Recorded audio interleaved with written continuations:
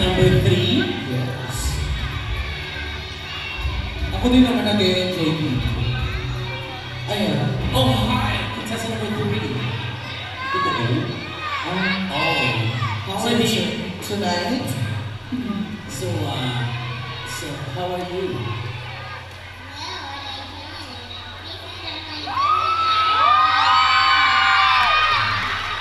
Kahit kayo, hindi nyo naiintindihan. Huwag nyo akong ano yan. Okay, are you ready for your question? Okay, this is your question. Pick your question. Every year na, mamumblema tayo sa mga English speak. Give it to me. Okay, your question will be translated by the call center agent, Kenneth. Okay, Tagalogin mo muna. So, ang question in Tagalog, ano ang paborito mong gawin pagkasama mo si nanay at tatay? In English, what is your favorite thing to do when you are with your parents, mommy and daddy?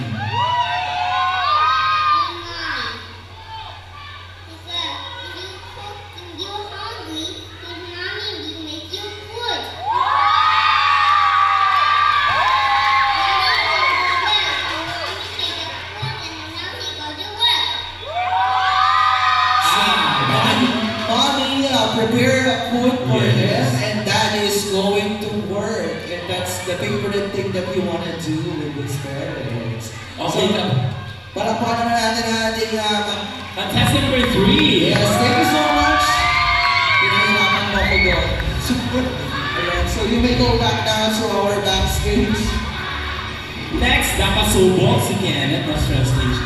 Let's move on to our contestant number 4. One of our crowd's favorite. Contestant number 4. Anong name ni number 4?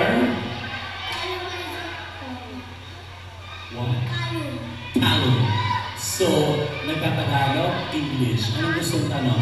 Tagalog. He looks like Chinese. Do you have a Chinese blood? May Chinese papa mo? Mama mo Chinese? I love the eyes. Yes. Sinabi lang I love the eyes, tuwang-tuwa na yung magulang. So you can make your question now. Okay, bumunot ka na. Contestant number 4. Ibigay mo kay Kuya Kenneth. Pakinggan mo mabuti ang tanong. Ang haba naman ng tanong. Okay. Ang iyong question, kunwari, umating ka sa birthday party ng kaibigan mo. Sarap ka sa spaghetti. Kaya lang, nung bumili ka ulit, ubus na. Ano ang gagawin mo? Ulitin natin ang question. Kunwari, umating ka sa birthday party ng friend mo. Then, sarap ka sa spaghetti. Kaya lang, bumili ka ulit, pero ubus na. Ano gagawin mo?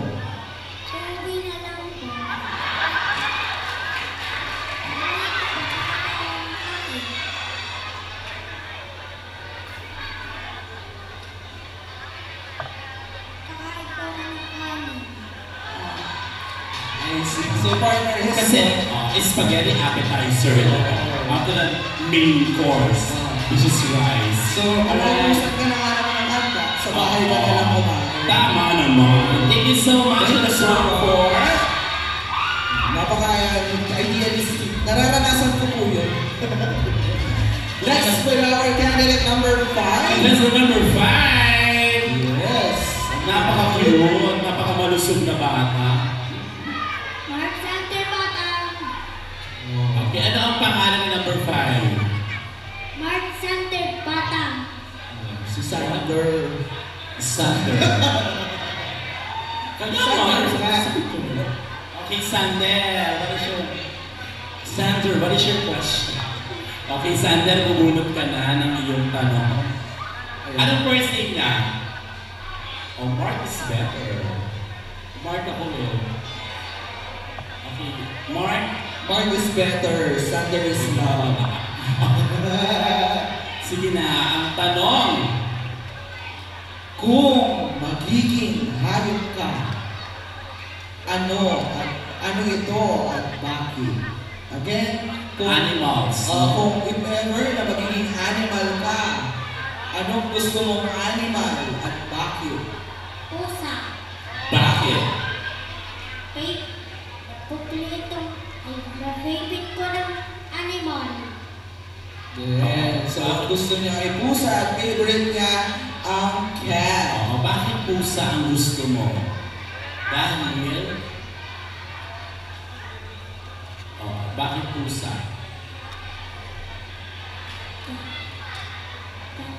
Kasi masaya ako siya. Masayang maglaro ang pusa. He is happy when playing with his cat. So thank you so Thank much. you so much. For our candidate. We now go back to our stage for our candidate number 6. Ang pangalan ng ating candidate number 6. JM. Si JM is here tonight. Okay, JM, I love the haircut. Hanggang kilay. Okay, JM, bumunot ka lang yung tanong. Ibigay mo sa akin. Ang Ibigay mo babasahin sa natin. akin.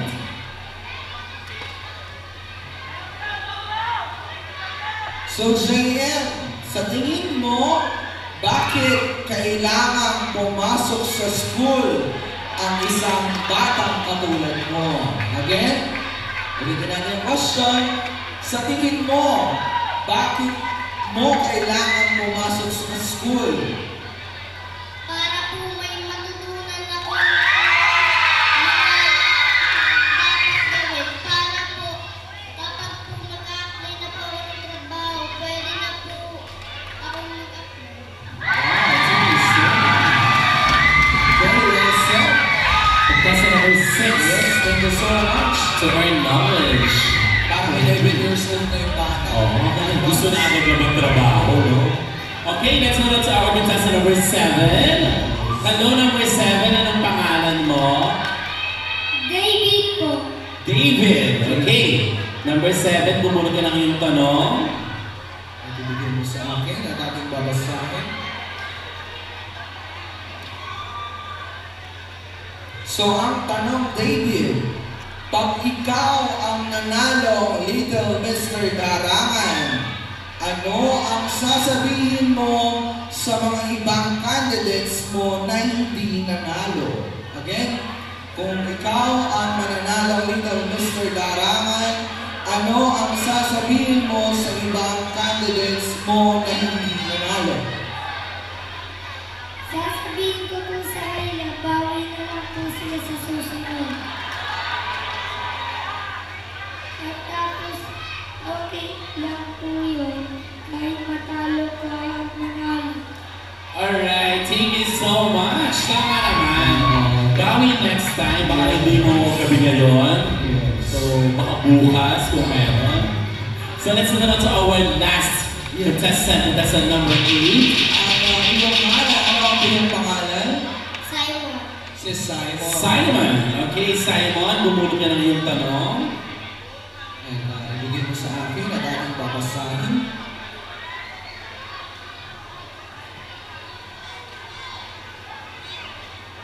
So Simon, ang tanong, nagsisimba ba kayo pag Sunday?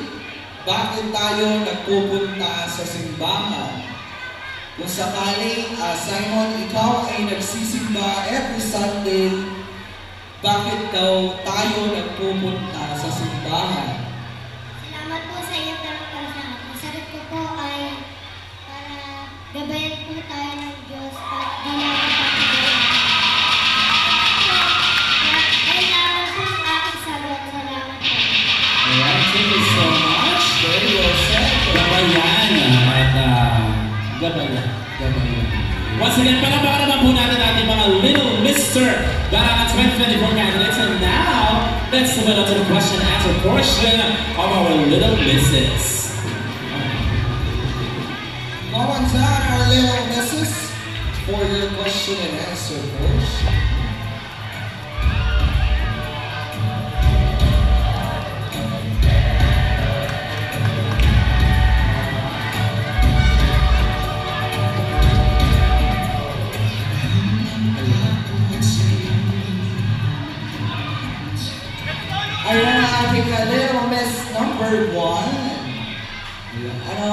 ni baby girl?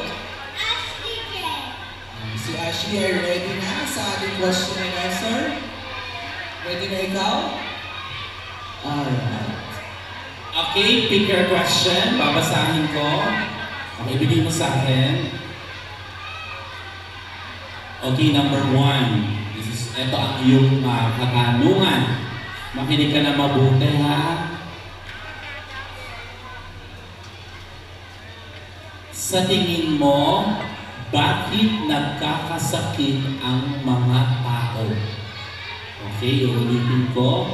Sa tingin mo, bakit nagkakasakit ang mga tao?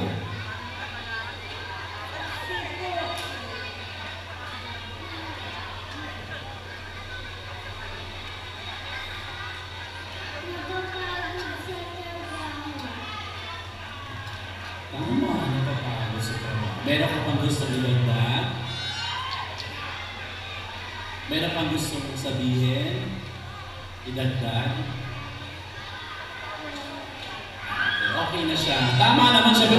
Pagod na pagod yung trabaho, magkakasakit ka nun talaga. Oo. So, give time sa inyong mga sarili, okay? So, thank you so much, mga sana. Palakpakan naman natin si Contestant number 1. Yes. And this time, let's move on out to our candidate number 2. Contestant number 2, anong pangalan? Yumi. Okay. Move forward. Ayun, ang taray ni Yumi, nakapagkais na kagad. Alright, so Yumi, you will pick a question and then babasahin ni Tita MJ. Bigay mo kay Tita MJ. Okay, Yumi, makinig mabuti, ha? Ito ang iyong tanong. Sa tingin mo, dapat bang matutong gumamit ng cellphone ang mga bata? At bakit? Uulitin ko. Sa tingin mo, Yumi, dapat bang matutong gumamit ng cellphone ang mga bata at bakit? You don't need to play with your phone first. You need to do your homework first. So you can be smarter. And if you have your phone only, you're gonna get tired and you cannot get straight A's. Alright, thank you so much. Thank you so much. Buti na lang naibibihan niya yung Tagalog. So you may now go back to your place. Alright, thank you so much, Candidate number 2. All the way from the US of A. Wow, ibig pala. Sa Tagalog, cellphone ka na cellphone. Dapat naman talaga, pwede, ay mahala ang magulang. And this, let's proceed now to our candidate number 3. Candidate number 3. Hello, candidate number 3. What's your name? Luna. Luna Sangre. Yes. Angel, let's see. So Luna, kuha ka ng question, bigay mo kay Tita MJ. Okay, which do you prepare? In Tagalog or in English? Kasi Tagalog. Okay, Tagalog. Tatangalugin ko. English kasi yung tanong, so tatangalugin ko. Oh, ito. Bakit kailangan mong kumain ng gulay at prutas? Para healthy. Okay, meron pang gusto idagdag o bakit ka dapat kumain ng gulay at prutas bukod sa pagiging healthy? Meron pa po gusto idagdag?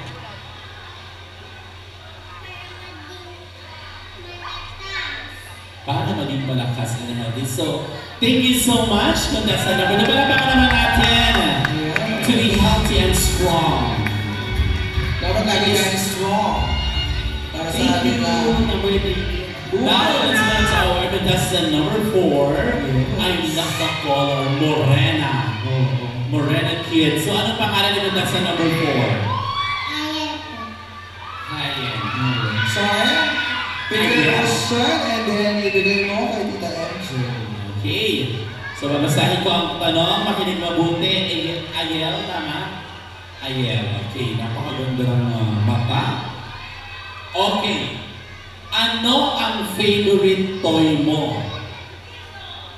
Paano pagising mo na wala yung favorite toy mo? Ano ang gagawin mo? Unahin natin, ano ang favorite toy mo?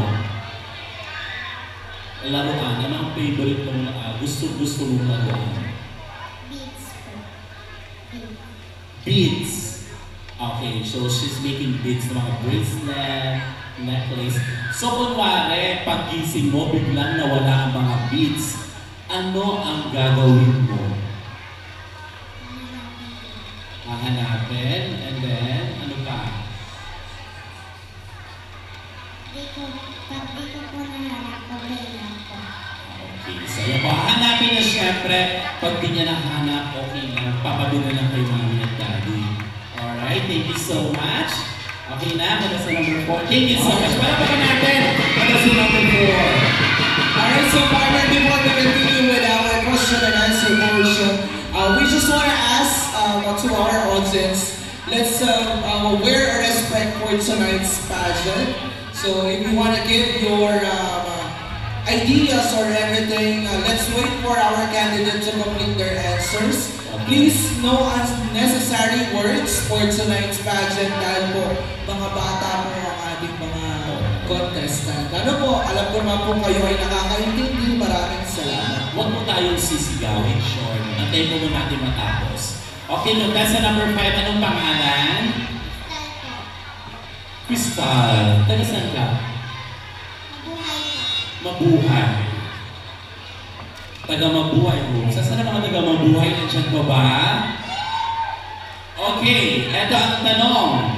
Anong gusto mo maging paglaki at bakit? Uulitin ko, anong gusto mo maging paglaki at bakit?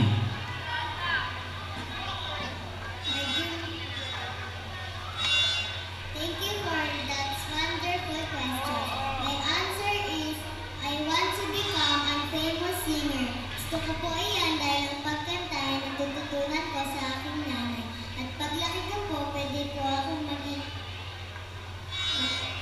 sumali sa mga paligsahan at manalo po. Thank you. Wow, and she wants to be a great singer. Yes. Okay, thank you so much. Kaya sa number 5, pagsasapuli ko pa naman kaso we're running out of time. So let's move on to our